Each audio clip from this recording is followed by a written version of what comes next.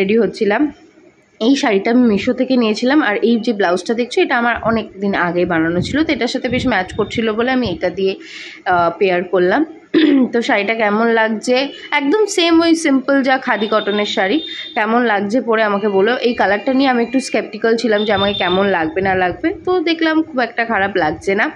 এই যে আমি একদম রেডি, কানে আর হাতে একটা আফগানির রিং আর ফিঙ্গার রিং পরেছি, আর এছাড়া হাতে দুটো ওই হ্যান্ডমেড চুড়িগুলো আর কি, কাপড়ের যে চুড়িগুলো হয়। যাই হোক, এখানে মা বাবা আমরা সবাই রেডি হয়ে গেছি। এই যে পুরো মা বাবা বেরিয়ে যাবে আর আমি আর মিঠুন এখান থেকে যাব। আমরা গেছিলাম একটা সোনার দোকানে, না হালখাতা করতে নয়, একটা জিনিস কেনার ছিল সেটা কিনতে গেছিলাম। আর সেটা কিনে এবার না কোনো হালখাতাই হয়নি, জানো তো, কেউ নেমন্তন্ন করেনি। যাই হোক, তারপরে সম্রাটদা আর সোনালিদির সাথেও দেখা হলো, ওরাও একটা জায়গায় গেছিলো মধ্যমগ্রামে। তারপর গেছিলাম কস্তুরীতে, বাট কস্তুরীতে এত ভিড়, বেরিয়ে